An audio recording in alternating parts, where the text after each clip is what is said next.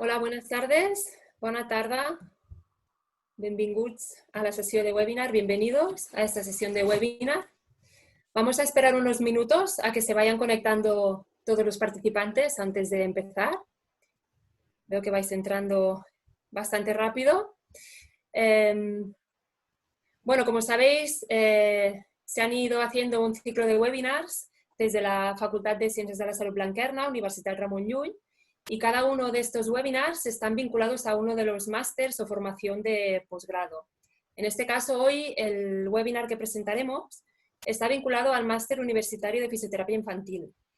En este máster lo codirijo yo misma, soy Marta Valentín, juntamente con Montserrat Giravent, y esta tarde yo voy a ejercer como moderadora de esta sesión. De manera que lo que haremos a continuación, dentro de un minuto o dos como mucho ya, daremos paso al ponente de esta tarde, que enseguida lo voy a presentar. Y a lo largo de la presentación podéis ir poniendo preguntas que tengáis en el Zoom, en la parte inferior donde pone preguntas y respuestas. Y al final, cuando acabe la sesión, cuando acabe la presentación, pues iré trasladando estas preguntas al ponente. ¿De acuerdo? Entonces, veo que ya hay bastante participación. Si os parece, esperaremos un minutito más para que acabe de entrar la gente que pueda estar pendiente. Y enseguida os presentaré al ponente de esta tarde. Pues hoy estamos, como sabéis, en esta sesión de webinar que lleva por título Dispositivos tecnológicos y el juego en la fisioterapia infantil. Y nos la va a presentar el fisioterapeuta Jordi Ventura Medina. Él es fisioterapeuta del Hospital Sant Joan de Déu y está especializado en neuropediatría. Y es también profesor asociado a la Universitat Central de Catalunya y también es profesor del Màster Universitari en Fisioterapia Infantil de Blanquerna. Ahora sí que ya, sin más, doy paso a Jordi Ventura para que empiece con su presentación. Jordi, bona tarda, benvingut. Buenas tardes, Marta. Buenas tardes a todos. Gracias por participar en este webinar. Quería dar las gracias también a la Facultad de Ciencias de la Salud de Blanquerna y en concreto a la doctora Marta Valentín, directora del Máster de Fisioterapia Infantil, por confiar en mí y darme la oportunidad de compartir esta tarde con vosotros. Quería también pedir disculpas por anticipado por si durante la transmisión hay algún fallo técnico, pues lo intentaremos solucionar. Y como veis vamos a hablar pues, de cómo utilizar algunos dispositivos tecnológicos y de la importancia que tiene el juego en las sesiones de fisioterapia infantil. Durante este ratito vamos a hablar básicamente de la tecnología. Os presentaré algunos dispositivos tecnológicos que podríamos utilizar perfectamente en nuestras sesiones. También vamos a hablar sobre la importancia que tiene la filosofía del bajo coste o lo importante que debería ser para los fisioterapeutas que nos dedicamos al ámbito de la pediatría. Dedicaremos también un ratito a hablar sobre el juego, lo importante que es el juego. De hecho, debería ser una de las herramientas principales que todos los fisioterapeutas que dedicamos a trabajar con niños y niñas deberíamos saber utilizar y que normalmente pues en las universidades a los fisios no nos enseñan a jugar y a cómo jugar con nuestros niños. Y por último hablaremos de cómo combinar estos tres elementos con un cuarto que es la motivación, que es el elemento principal que nos va a permitir que nuestros niños y niñas pues, quieran realizar esas actividades que nosotros les proponemos. El objetivo es juntar estos cuatro conceptos y ver cómo los podríamos aplicar en una sesión de fisioterapia infantil.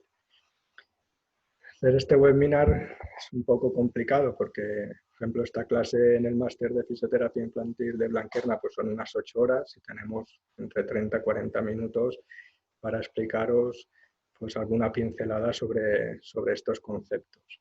La idea principal en este webinar es básicamente que esa visión que tenemos los fisioterapeutas, ¿no? De lo que es la fisioterapia y en concreto de lo que es la fisioterapia en el ámbito infantil, pues a ver si con esta charla pues somos capaces de ampliar un poco nuestro campo de visión, tanto de lo que es la fisioterapia como de lo que los fisioterapeutas podríamos hacer con nuestros niños y niñas.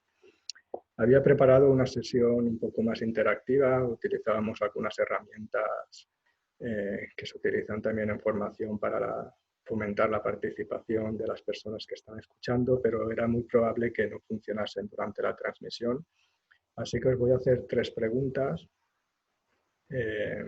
Podéis responder por el chat o simplemente responderoslas vosotras para saber básicamente qué tipo de fisioterapia concebimos. La primera pregunta que os quería formular es como fisioterapeuta, pero lo podríamos responder igual como logopedas, como terapeutas ocupacionales, como padres. Si tenemos que priorizar algo en nuestras sesiones, ¿qué escogeríamos?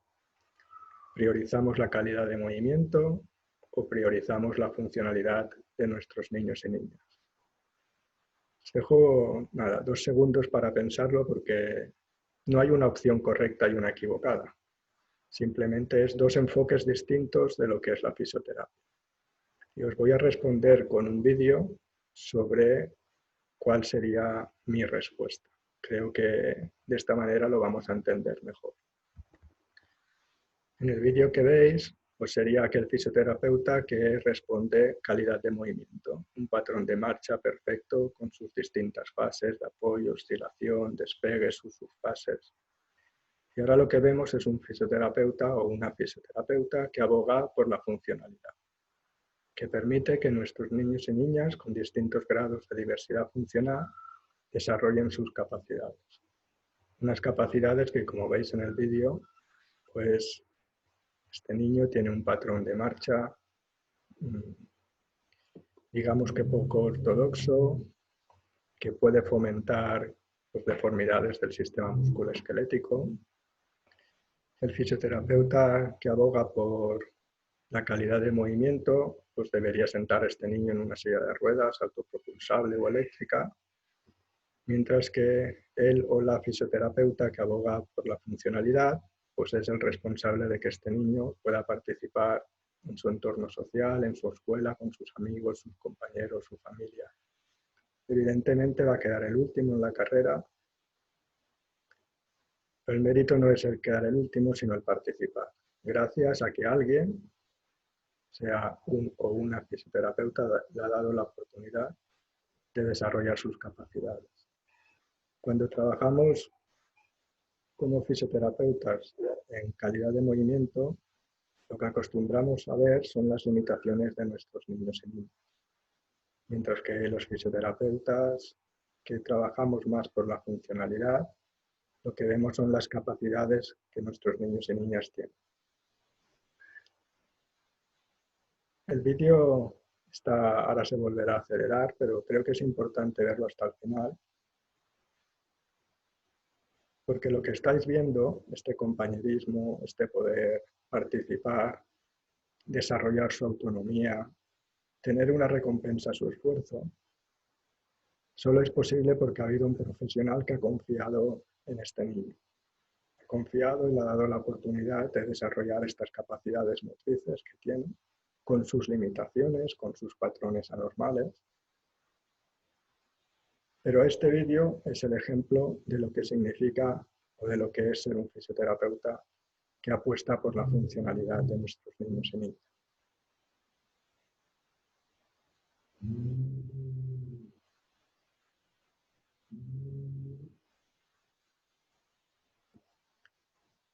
La segunda pregunta que me gustaría formularos y que creo que es importante que los fisioterapeutas nos planteemos es si tenemos que priorizar, ¿qué escogemos? Sesiones en las que lo importante son las repeticiones o sesiones donde lo importante es la motivación de nuestros niños y niñas. Y si hay alguien que está en el webinar y no trabaja todavía en pediatría, pues podríamos responderlo igual con adolescentes, adultos o personas mayores. Y aunque parezca una pregunta un poco banal, no lo es, porque vuelven a ser 2 enfoques distintos de lo que es la fisioterapia y de lo que es el fisioterapeuta. Y os vuelvo a responder con un vídeo para que veáis 2 formas distintas de trabajar. Y repito que no una es correcta y la otra es incorrecta, sino que son 2 modelos diferentes de entender la fisioterapia. Aquí veríamos una sesión de fisioterapia basada en las repeticiones. Entiendo viendo el vídeo que el objetivo de esta sesión es pues, mejorar el control de la musculatura extensora de cabeza y tronco para que esta niña pueda controlar en el futuro pues, dos partes importantes como van a ser el control cefálico y el control de tronco. En el vídeo de la derecha vais a ver un niño trabajando exactamente los mismos objetivos. Trabajando el control activo, voluntario de la musculatura extensora de cabeza y tronco a través de la motivación. Como al fijar la mirada en la pantalla, pues ocurre algo siempre que sea capaz de mantenerla durante unos segundos en la posición que su fisioterapeuta te ha pedido. Repito que son dos modelos distintos de entender la fisioterapia y por lo tanto de entender el trabajo con nuestros niños y niñas. Y os quiero formular una tercera pregunta, que sería, hace 40 años, ¿una persona con lesión medular podía conducir un coche? Solo tenemos dos opciones de respuesta. Una pregunta abierta, ¿podía o no podía una persona con lesión medular conducir un coche hace 40 años? ¿Sí o no? A esta pregunta la voy a dejar sin responder o pospongo la respuesta hasta dentro de un ratito, pero quedaros con el mensaje de la pregunta. Y ahora sí vamos a entrar en el concepto de este webinar. Vamos a empezar hablando. Voy a presentar 5 dispositivos tecnológicos. Hay muchos más, y la idea no es hablar de los dispositivos, sino poderlos probar, ver las partes positivas y negativas de cada uno de ellos, que es lo que hacemos en las clases del máster, pero como mínimo tener la idea de estos 5 dispositivos tecnológicos de fácil utilización en las sesiones de fisioterapia para, repito, abrir esa mirada, ese campo de visión que deberíamos tener los fisioterapeutas. El primero es uno que conocemos la mayoría, son este tipo de consolas de videojuegos que hace unos años revolucionaron precisamente el mundo de las consolas, la Kinect, la Wii, la Xbox. Cambiaron el típico mando o joystick para jugar por un mando en el que básicamente era nuestro cuerpo o el movimiento de nuestro cuerpo el que interactuaba directamente con la pantalla. Os he presentado este primer dispositivo tecnológico porque es el que con más frecuencia se utiliza en las sesiones de fisioterapia. Os pongo 4 vídeos que precisamente no son de fisioterapia infantil, para que veáis también que todo lo que os puedo explicar hoy se puede aplicar en cualquier ámbito de la fisioterapia, geriatría, deportiva, en trauma, sea cual sea el ámbito, para que veáis cómo utilizar, en este caso la Wii, como un recurso dentro de una sesión de fisioterapia. Elementos motivadores, con un feedback directo. Yo entiendo lo que tengo que hacer, puedo corregirlo porque veo en la pantalla si estoy haciendo lo que se me pide o no se pide. Veis sesiones de trauma, de deportiva, en personas mayores. ¿Cuál es la parte importante si decidimos utilizar uno de estos dispositivos? Pues entender que la función principal del fisioterapeuta no es enchufar la Wii y desaparecer hasta que acaben de jugar, sino entender perfectamente qué tipo de juego escojo, qué es lo que le estoy pidiendo con cada uno de estos juegos, qué capacidades va a desarrollar si utilizamos uno u otro juego y sobre todo estar presente durante todo el rato que se está realizando utilizando estos dispositivos. Esto no es en plan mutua de te pongo la Wii y así voy haciendo otros pacientes, sino todo lo contrario. Tenemos que estar al lado de ellos, corrigiendo, dando esas órdenes verbales, aunque haya un feedback directo a través de la mirada.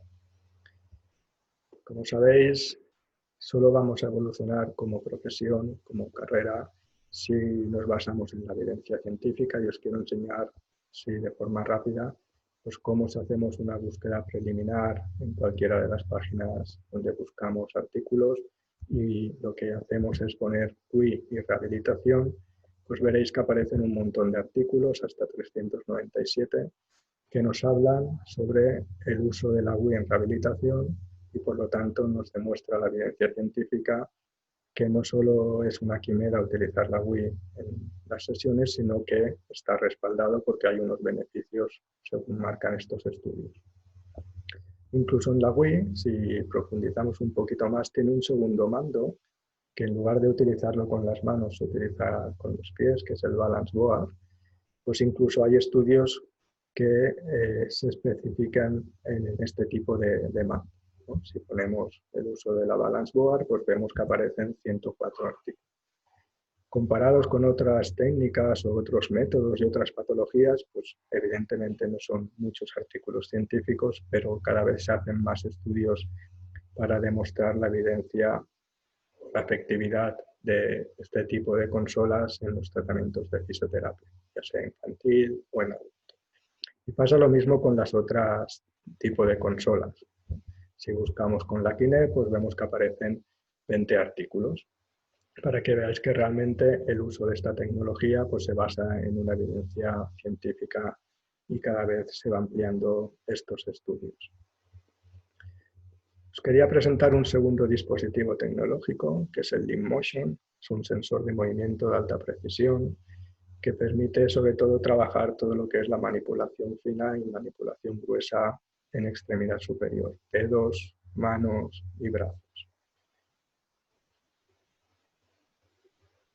Veis que hay un feedback directo, vemos exactamente lo que estoy haciendo al mover el dedo, por lo tanto puedo corregirlo inmediatamente.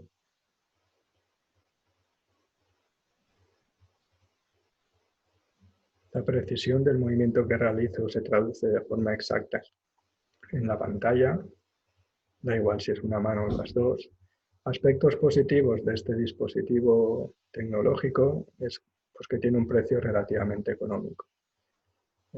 Podemos encontrar este dispositivo por entre 70 a 90 euros, que para lo que es el precio de un producto o de algo que se utiliza en el mundo de la diversidad funcional es relativamente económico.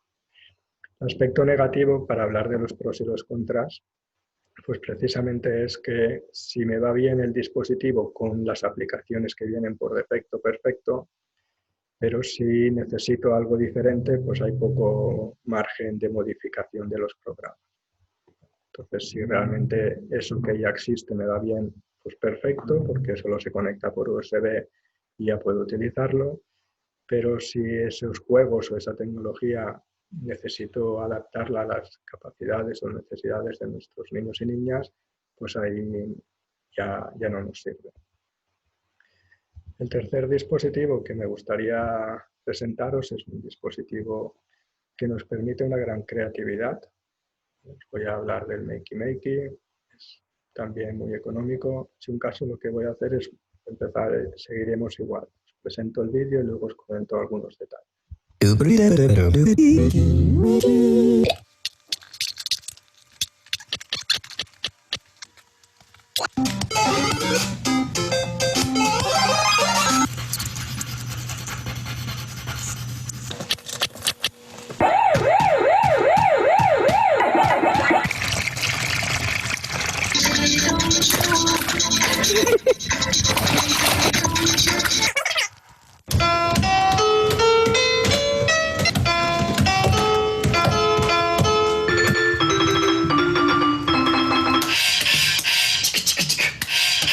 By alligator clipping. Programming, no breadboarding. You don't even have to install software. Just plug it in USB.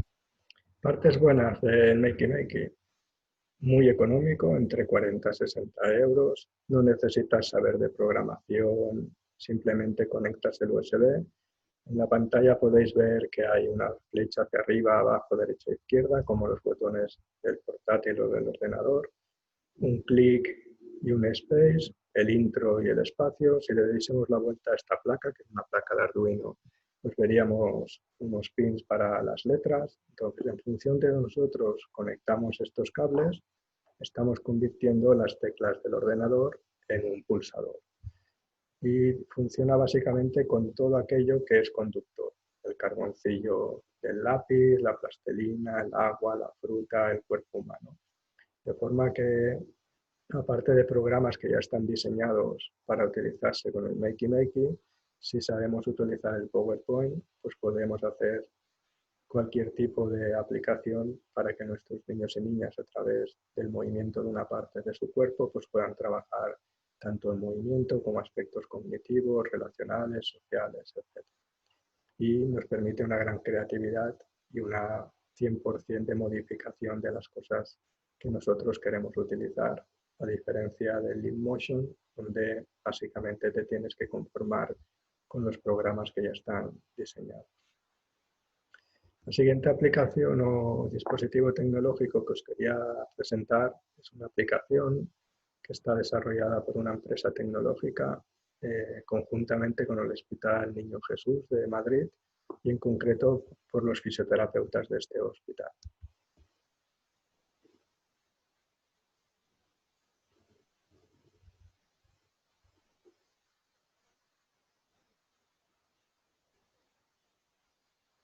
Aquí veis a la fisioterapeuta en una sesión con uno de sus niños y niñas, y donde a través de este dispositivo y el control cefálico pues interactúa con la pantalla. Ella va moviendo la cabeza, en este caso va limpiando el coche, y donde apunta la cabeza pues hay una interacción directa.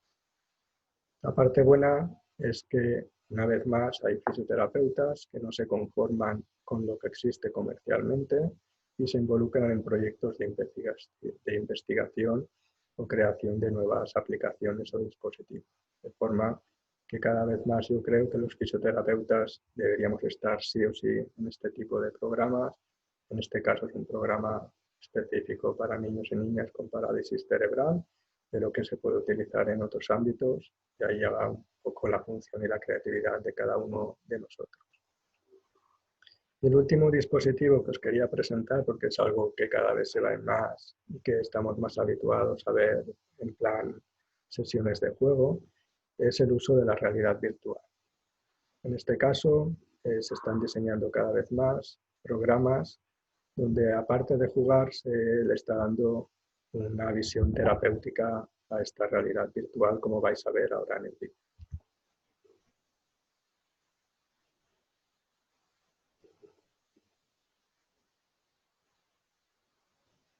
En este caso, el objetivo es trabajar las neuronas espejos, en casos de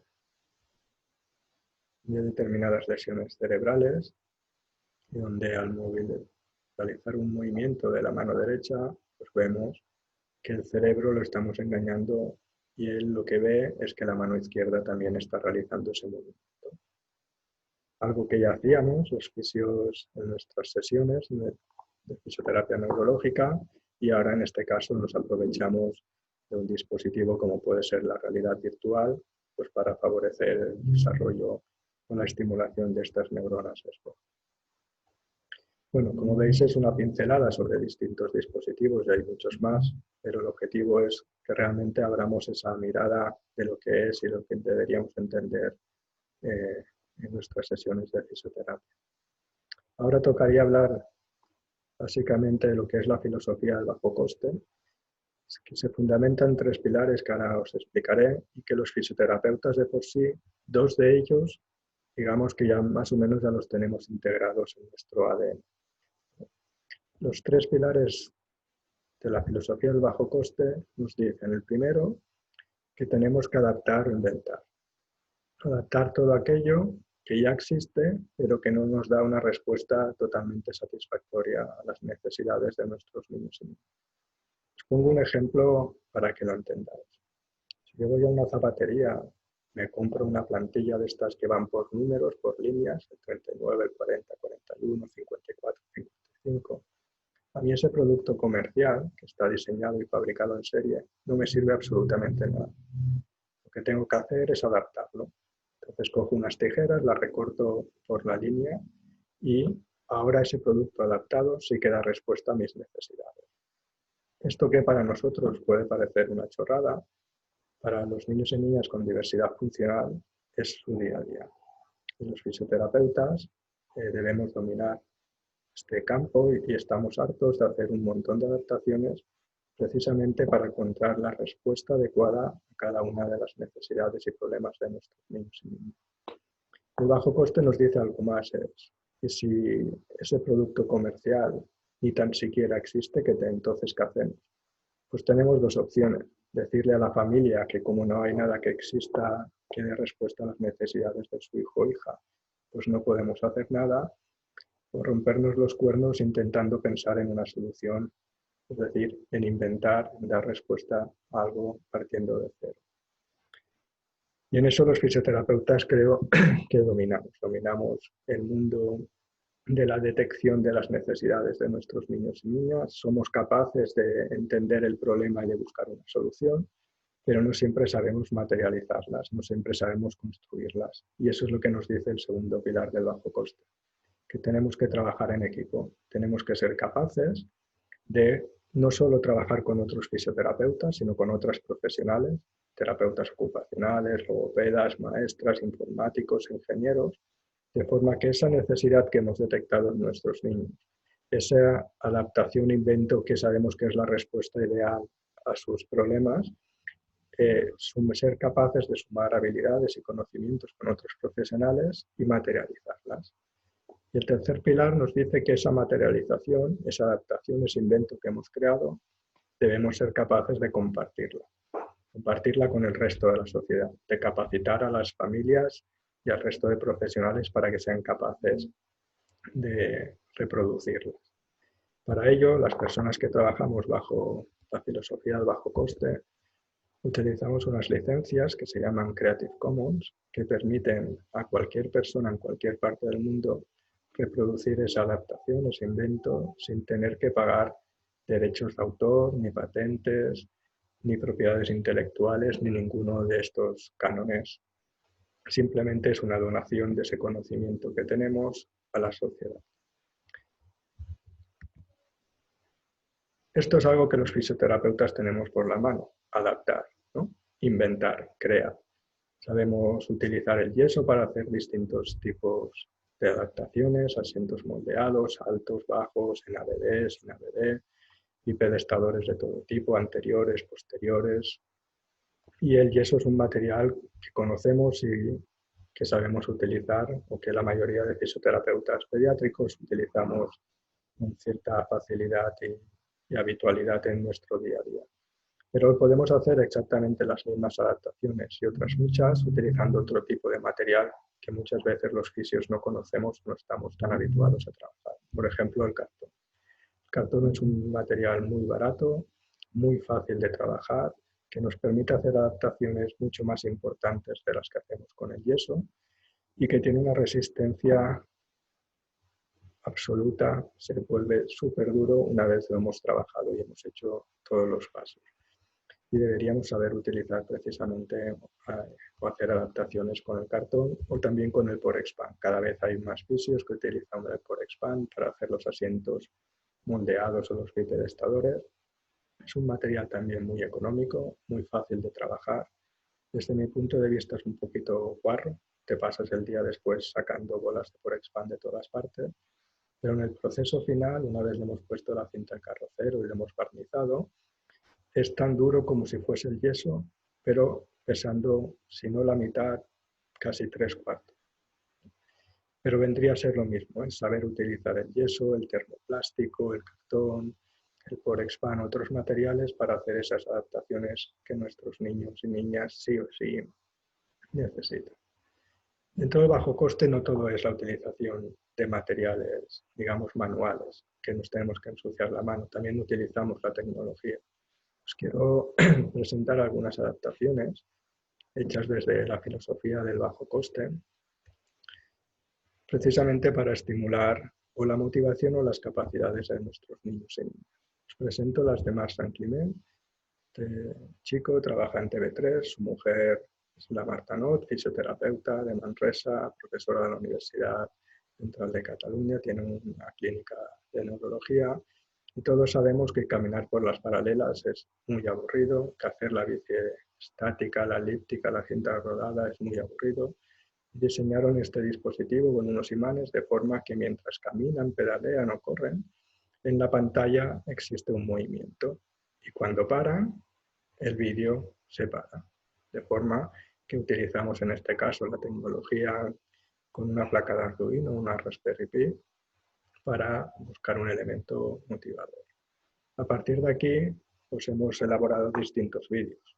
Tenemos vídeos yendo en bici, en caballo, sacando a pasear al perro, paseando por la playa, por la montaña. Incluso en una residencia de la tercera edad nos pidieron hacer un vídeo de forma que se hiciese un recorrido por el barrio para aquellas personas mayores que hacía años que no salían de la residencia y que así en las sesiones de fisioterapia tuviesen el estímulo de caminar para poder volver a la plaza de la iglesia, al mercado o pasar por el frente de su casa. Es un dispositivo muy económico, muy fácil de utilizar, se conecta por USB a la televisión o al ordenador y por 50 € tienes este dispositivo y cada uno se puede personalizar sus vídeos que los subes también por USB. La idea con este vídeo es un toque de humor, ¿vale? Para despertarnos un poquito por si alguien se había quedado dormido, y lo tenéis que entender como esto, ¿eh? Como un toque de humor, pero refleja perfectamente lo que es la filosofía del bajo coste. Básicamente el bajo coste se desarrolla en países que no tienen recursos económicos para comprar y cuando hay una necesidad, pues tienes que desarrollar el ingenio. Bueno, vemos el vídeo, si un caso lo comentamos. Leva uma coisinha, leva um bocadinho bem espalhadinho, joga uma coisinha Lo que está d'água desarrollando es una cinta rodada. para ficar alisando, para escorregar, para alisar.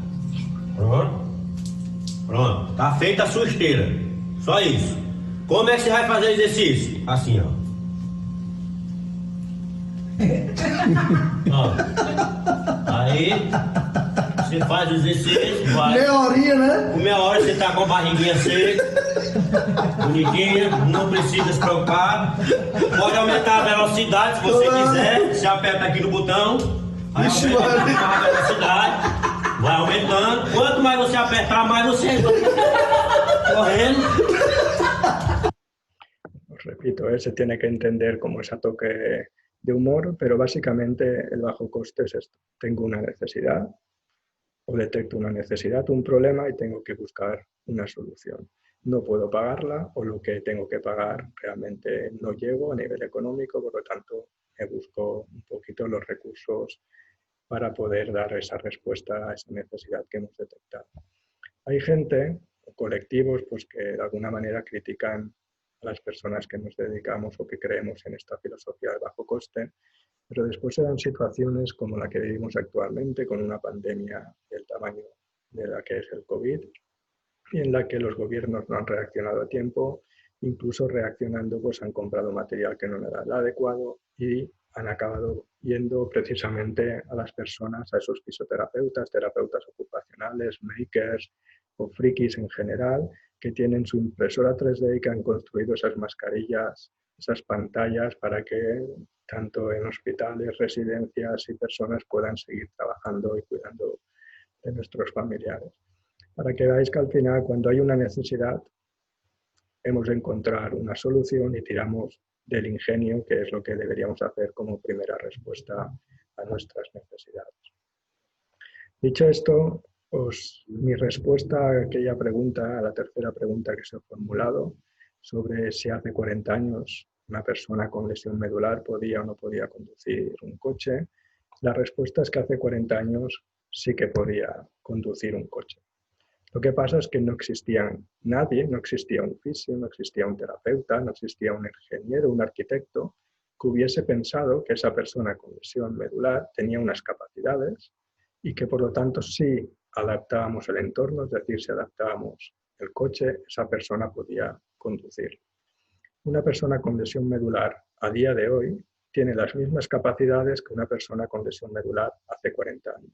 Por lo tanto, la persona que tenía la lesión medular sí podía conducir un coche. Era la sociedad, éramos los profesionales que no confiábamos en sus capacidades y que queríamos que lo hiciese exactamente como lo hacíamos nosotros. Ese dilema se me planteó a mí durante muchos años en mi actividad profesional, hasta que conseguí engañar a Fran, que es el padre de Claudia, y pues mi dilema precisamente era que los niños y niñas de nivel 5 en la Gross Motor Function Classification System, pues esta clasificación reconocida a nivel internacional dice que un niño o niña de nivel 5 no se podrá desplazar nunca de forma autónoma precisamente porque sus capacidades no se los permiten. Y juntamente con Fran desarrollamos la silla exploradora. Suelta. Muy bien, a ver, dale. Dale. Dale bien, ya verás cómo va a tomar.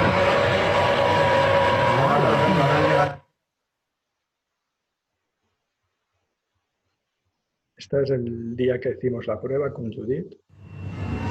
A ver, dale. Yo no eso.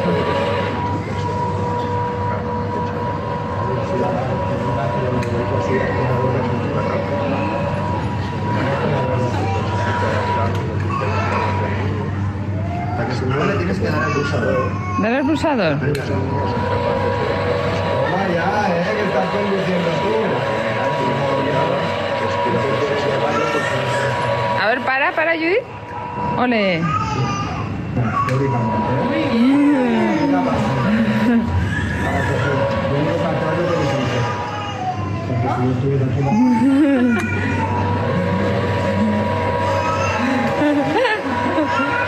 ver. Para. Muy bien, dale otra vez. ¡Toma! A ver, quítalo. Para. ¡Toma! Dale. ¡Ole! Es el mismo ejemplo que la persona con lesión medular. Nuestros niños y niñas pueden hacer muchísimas cosas solo si nosotros creemos que son capaces de hacerlo. Si les damos las oportunidades y adaptamos esas cosas a hacerlas según sus capacidades y no según como lo hacemos las personas que no tenemos esa diversidad funcional. Si les damos esa oportunidad, nuestros niños y niñas pueden controlar su entorno de forma muy distinta.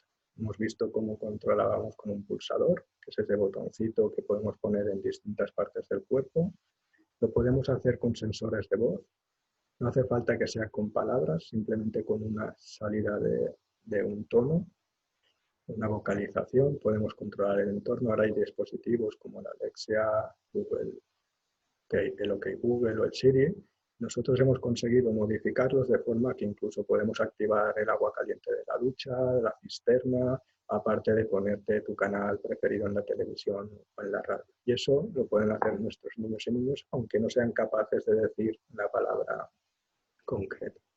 También podemos controlarlo con sensores de movimiento, ¿no? Hemos visto el Leap Motion, pero sabemos que entrábamos hace tiempo antes del COVID en un lavabo y se encendía sin tener que apretar el botoncito. Pues estos sensores de movimiento nos permiten que nuestros niños y niñas, moviendo una parte concreta de su cuerpo o todo el cuerpo, eso va a ser la decisión del fisioterapeuta, puedan interactuar y controlar su entorno más cercano. Y podemos hacer lo mismo con escáneres o sensores ópticos, ¿no? Cámaras web, el PCA y del TOBI y otros dispositivos en la que a través del movimiento de los ojos nuestros niños y niñas pueden controlar su entorno y ser activos y desarrollar su autonomía. Todo esto lo tenemos que hacer básicamente por dos motivos, porque es súper importante adaptar el juego, porque los niños tienen que jugar y porque muchas veces nos va a tocar, aparte de adaptar el juego, habilitar el entorno. O una, o la otra, o las dos opciones. Y esto lo tenemos que hacer porque es la única opción que tenemos que nuestros niños y niñas desarrollen su autonomía, sean los protagonistas realmente de su vida, de tomar la decisión de activar, de encender y apagar, o de activar un dispositivo u otro, que es al final lo que hacemos los adultos. Vamos a ir al tercer bloque, ya vamos acabando, y es la importancia del juego en las sesiones de fisioterapia infantil.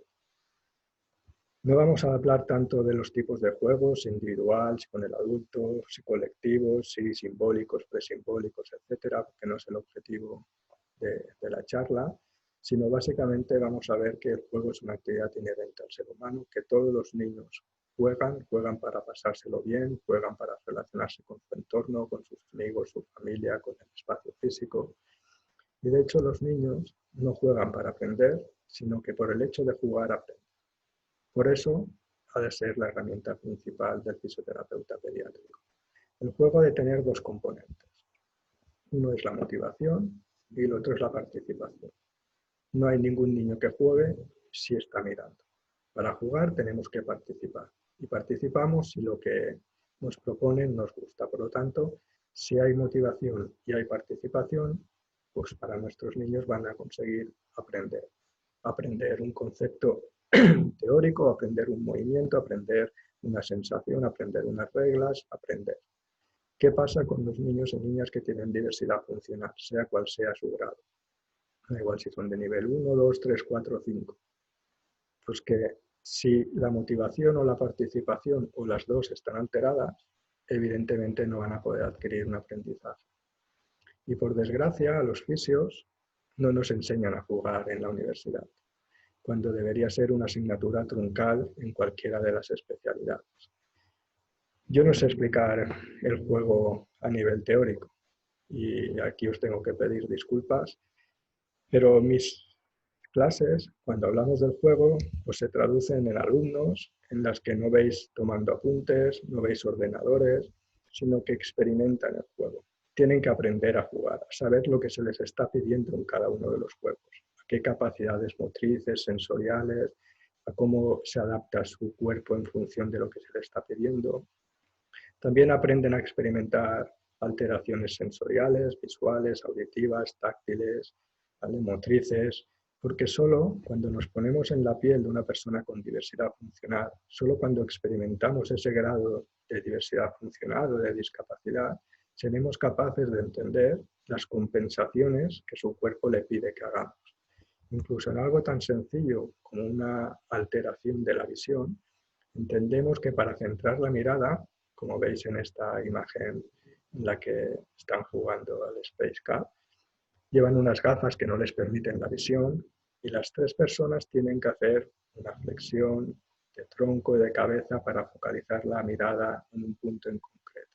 Si a esto le añadimos que muchos de nuestros niños y niñas pueden tener alteraciones del tono, una hipotonía axial, una debilidad de la cabeza que normalmente claudica hacia adelante, entenderemos, si lo hemos experimentado y no solo desde un conocimiento teórico, desde lo que nos dice la evidencia científica, cuando lo experimentamos, lo grabamos directamente en un área del cerebro y ya no se nos olvida que la forma muchas veces de hacer que nuestros niños y niñas puedan jugar no es poner el juego encima de la mesa, de forma que nosotros estamos provocando una flexión de tronco de cabeza y por lo tanto este control de nuestro cuerpo va a ser deficitario, sino que deberemos levantar el juguete a la altura de los ojos porque sabemos que es una compensación que todos los niños y niñas con una alteración visual van a tener que realizar. Y por último, y con esto acabamos, es la parte de la motivación. Tanto los dispositivos tecnológicos, el bajo coste como el juego, intentamos captar la motivación de nuestros niños y niñas de una forma muy específica. Si no están motivados, no van a querer hacer. Pero aunque yo os he venido a hablar de dispositivos tecnológicos y de juego, los fisioterapeutas pediátricos no deberíamos olvidar que una parte muy importante de nuestras sesiones, por no decir el 90% de ellas, deberían pasar por el cuerpo a cuerpo, por esos juegos de falda, esas canciones, ese contacto corporal, ese facilitar el movimiento. Todo lo que os he explicado es bueno, lo podemos utilizar, incluso lo podemos combinar, pero nunca deberíamos olvidar que nuestro trabajo pasa por tocar a nuestros niños, por jugar con ellos, por hacer esas canciones, esos juegos de falda, que son indispensables en el trabajo y en el día a día de los fisioterapeutas que nos dedicamos al ámbito de la pediatría.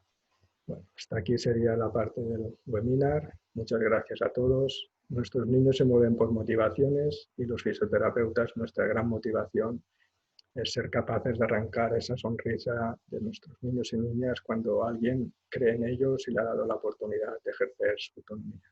Muchas gracias a todos. Si ahora tenéis preguntas, pues intentaré responderos. Muy bien, pues Jordi Ventura, muchas gracias por tu exposición. Antes de empezar con el turno de preguntas, que aquí ahora os animo a escribir en el Zoom para ir haciendo las preguntas a Jordi, déjame que te diga que cuando tú has hecho las 3 preguntas al principio, que has dicho o las respondéis en la cabeza o las comentáis en el chat, que la gente que ha contestado de la primera pregunta han respondido funcionalidad, la mayoría, y de la segunda motivación. De la tercera, como has dicho que ya lo dirías después, no ha habido casi respuestas. Pero bueno, creo que los participantes parece ser que están bastante enfocados o alineados a lo que tú estabas presentando, ¿no? Es importante que los fisios hayamos hecho este cambio de paradigma, de ver pasar de las limitaciones a las capacidades, de la calidad del movimiento a la funcionalidad, de las repeticiones a las motivaciones, y cada vez somos más los que abogamos por esta visión de lo que es la fisioterapia. Muy bien, Jordi. Entonces, una primera pregunta que era un tema más que no ha acabado de quedar claro. ¿Dónde se puede conseguir o cómo se llama el dispositivo de USB último que presentabas, donde puedes ver el vídeo personalizado que han realizado Marta Not con su compañero? ¿Puedes aclarar un poco cómo se consigue o cómo se llama? No le hemos puesto nombre. Es que la parte más difícil de innovar o de inventar es ponerle un nombre a un dispositivo que has creado. Y en este caso, Marc no le puso nombre. Pero Marc tiene una página web, que si un caso ya pasaré el link, ahora de memoria no me acuerdo. Y si alguien en concreto la quiere, pues me enviáis un mail a la dirección que veis aquí debajo de la imagen de la piscina y os pongo en contacto con Marc.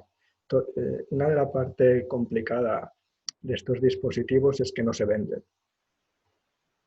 Te los tienes que construir. Y los fisios aquí pues nos falta conocimiento de informática o de tecnología para hacerlos. Pero lo que hacemos muchas veces es contactar con institutos. Ahora un chaval de 14, 15 años domina tanto la tecnología que te hace una aplicación en 5 minutos.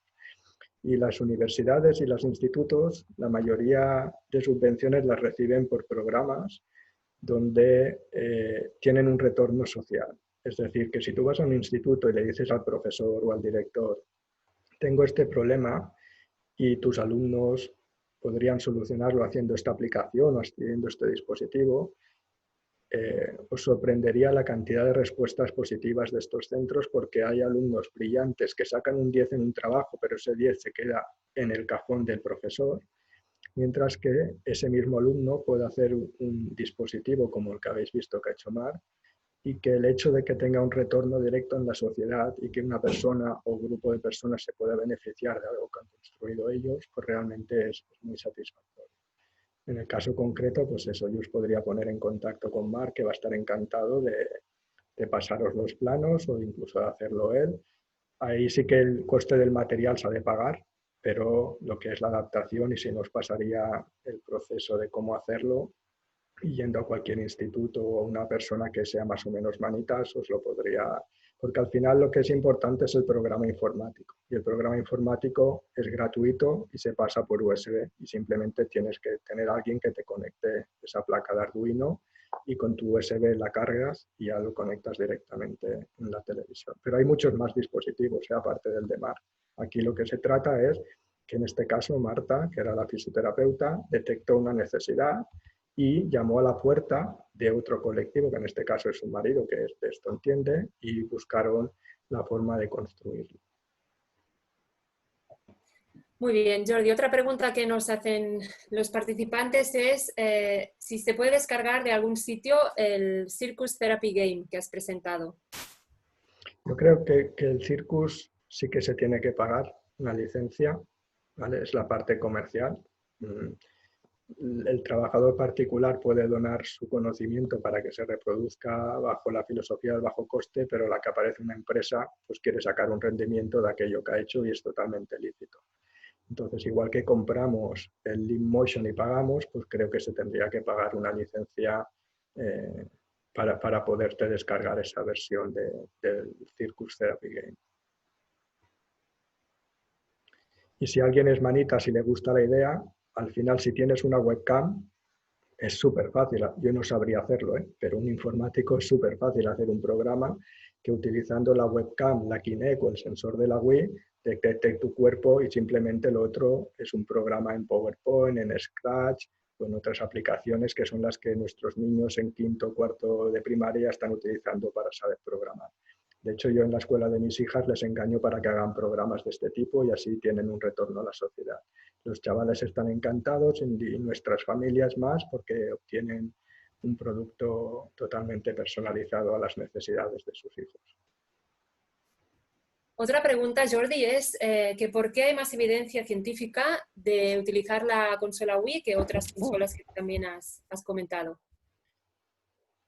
Bueno, mi presentación tenía un poco de trampa porque sí que hay más evidencia en la Wii que en la Kinect, pero en la Kinect el resultado que os he puesto en esa diapositiva era específico en parálisis cerebral. Entonces sabemos que en fisioterapia se investiga poco, que lo que se investiga son en patologías o en tratamientos o técnicas más globales. Si ya se investiga poco en pediatría, en infantil menos, y si vamos bajando en escalafón cada vez menos. La diferencia entre la Wii y la Kinect, esos resultados básicamente es porque en uno era en general y la otra era en parálisis cerebral, por lo tanto había ese sbiage importante, pero también es realidad que la Kinect, para poder utilizar la Kinect, está hecha con un software libre, que esa es una parte buena, porque tú puedes modificar los programas, utilizas la consola, pero tú te puedes crear tus propios programas, cosa que en la Wii no. La diferencia es que en la Wii ya hay muchas adaptaciones para poner el mando de la Wii en el brazo, en la cabeza, en la rodilla, mientras que en la Kinect el problema que nos encontramos es que para calibrarte necesitas mantener esta posición durante unos segundos. Y esta posición, para que el escáner de la Kinect te detecte, muchos de nuestros niños y niñas que tienen diversidad funcional no la pueden mantener. Y entonces ya no pueden utilizar la Kinect y entonces por eso hay menos estudios, porque necesitas centrarlo mucho a personas que a pesar de esa alteración motriz que puedan tener, puedan mantener durante, creo que son 15-30 segundos, esta postura estática sin moverse. Muy bien, Jordi. Otra pregunta que nos llega es, que tú ya has comentado un poquito, ¿no? Pero quizá podrías profundizar un poco más el tema de cuál es el papel que tiene el fisioterapeuta al incluir alguna actividad con tecnología en su sesión de fisioterapia. Hay un papel previo que es muy importante. Deberíamos conocer esos productos tecnológicos que queremos utilizar, haberlos experimentado físicamente, que es un poquito también lo que hacemos en el máster, ¿no? Que jueguen con todos estos dispositivos y otros muchos, porque cuando lo ves todo parece muy espectacular y ¡ala, qué chulo! Y yo lo utilizaré, y cuando lo pruebas ves que realmente está pensado para un tipo de niños o niñas o un tipo de personas si son mayores. Entonces hay un papel previo de conocimiento de los dispositivos, conocimiento de los programas, de esos juegos, de esas apps, que no es, como ahora todos los centros utilizan la Wii, yo también lo voy a poner, es saber qué juegos sí, qué juegos no. Muchos de estos juegos necesitan una capacidad de control a velocidades rápidas, contra más nivel de la GMFCS tengas, ¿no? Bajando, pues menos capacidad de velocidad tienes a reaccionar. Entonces, todas estas cosas es un conocimiento previo. Evidentemente a un niño le pones una consola y es mucho más motivador que hacer flexo-extensión de codo como repeticiones aburridas. Pero sabe conocer bien el material y aunque yo haya hecho esta charla, no dejarnos encandilar por un producto dispositivo porque hemos visto un vídeo sin primero haberlo experimentado como fisios y sobre todo experimentarlo pensando en las capacidades de nuestros niños y niñas. No todo sirve para todos, como en cualquier otra técnica de fisioterapia. Gracias, Jordi. Otra pregunta es la integración de los dispositivos low cost. ¿Sabes si hay experiencia de integrar este tipo de dispositivos a nivel escolar, ya sea de escuela de educación especial o ordinaria? No lo sé, la pregunta no lo concreta, pero ya lo añado yo misma, ¿no? ¿Cuál es la experiencia, si es que la hay, en este sentido? Sí que hay. Lo que pasa es que depende mucho de la actitud o las ganas de él o la fisioterapeuta.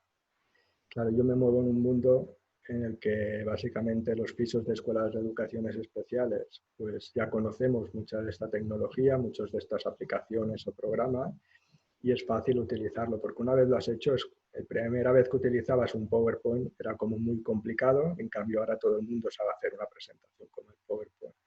La primera vez que intentas hacer un programa con Scratch, se te cae el mundo encima y después viene, pues eso, lo que os comentaba, tu hijo o tu hija que está en primaria y que ya están programando con Scratch y ves que realmente es fácil.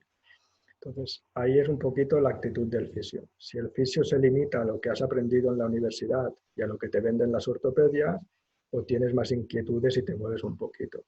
A nivel de educación especial y de escuela ordinaria, dispositivos como el Makey Makey se utilizan mucho porque son muy fáciles y te dan mucha versatilidad. Dispositivos más tecnológicos como la Wii o el Leap Motion, como se limita a un tipo de usuarios muy concretos, pues cada vez hay menos. Pero de otros tipos de adaptaciones, como la del Marc o las sillas o caminadores facilitadores de la marcha, pues sí, porque es nuestro día a día. Y los productos comerciales de ortopedia son muy necesarios para nuestros niños, pero no siempre dan una respuesta necesaria. Y ahí, pues los fisioterapeutas normalmente tenemos como un contrato que va más allá de la sesión, ¿no? De esa ética y compromiso con las familias y nuestros niños, y buscamos cualquier recurso hasta que encontramos con la respuesta adecuada que satisfaga las necesidades de nuestros niños y niñas. Y otra pregunta, Jordi, que está un poco relacionada con lo que estabas justamente ahora respondiendo, el hecho que comentabas, ¿no? de ir probando el juego o la tecnología que se utiliza. Hay una pregunta en relación a la consola Wii, ¿no? Que preguntan si hay que ir probando los juegos, todos los juegos que se pueden utilizar, o hay algún lugar donde estén descritos un poco qué tipo de juego es, para qué tipo de niño sería adecuado o con qué nivel de capacidad motriz o lo que sea. Como tipo vademecum, este juego sirve para este tipo de niños con estas capacidades, yo no lo conozco. Pero sí que hay mucha bibliografía sobre este juego en concreto, con la balance board, cómo utilizarlo para un niño o niña con parálisis cerebral o con artrogriposis o con otras patologías.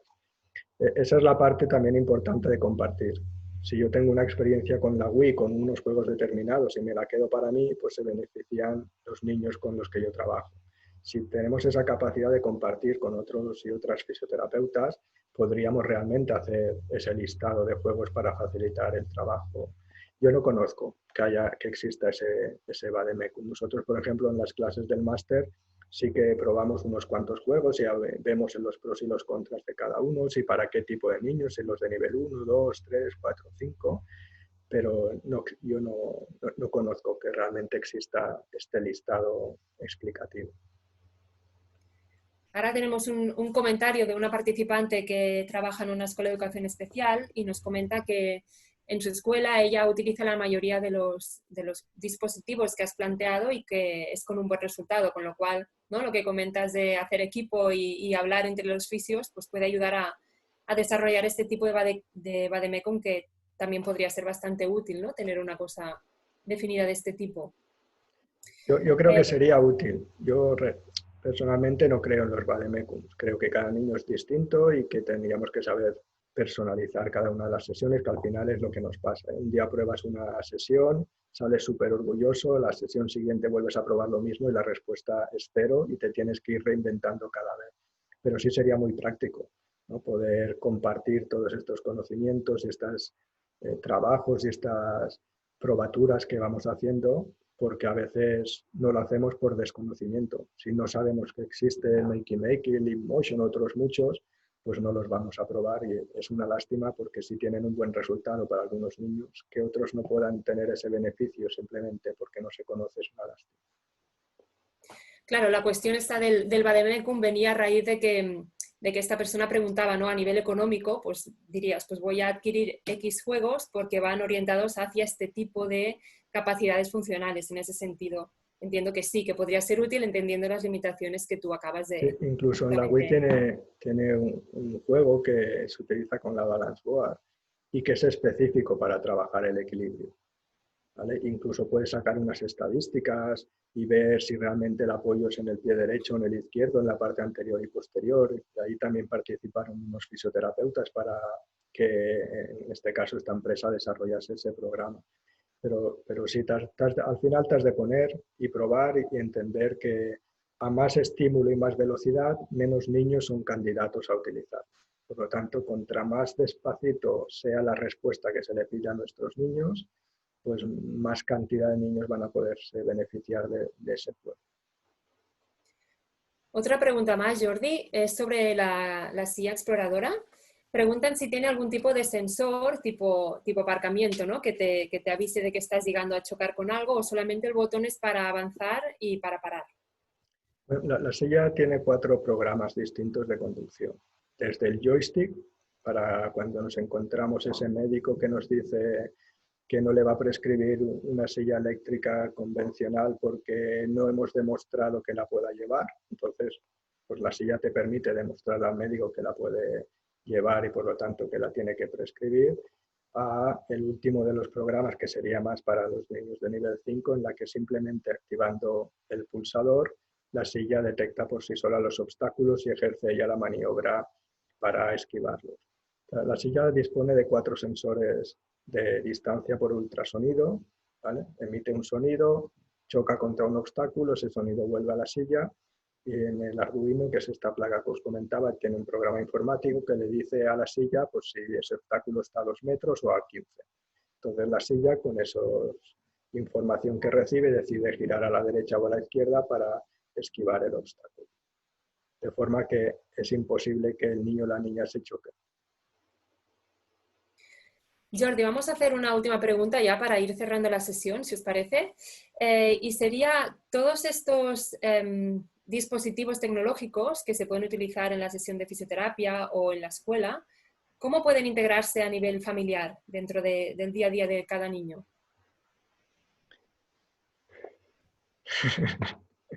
Es que es la pregunta trampa, porque es muy interesante, ¿eh? Pero es el dilema si los padres han de ser terapeutas en casa o han de ser padres. Entonces, si la intención es introducir estos dispositivos como una herramienta más de juego, a mí me parece perfecto. Si es para que los padres hagan sesiones de fisioterapia en casa y se olviden de ser padres, yo ahí no estoy tan de acuerdo, aunque lo entiendo, ¿eh? Entiendo esa necesidad. Entonces, cuando en una escuela de educación especial pruebas cualquiera de estos dispositivos, o incluso dispositivos comerciales, y le demuestras al médico y a la familia que su hijo realmente está desarrollando unas capacidades que antes no lo podían ver esa respuesta, mi experiencia en estos 20 años de profesión es que las familias están muy predispuestas a hacer lo mismo en casa. Entonces, ¿puedes utilizar la silla exploradora en casa? Muchísimas familias la tienen en casa.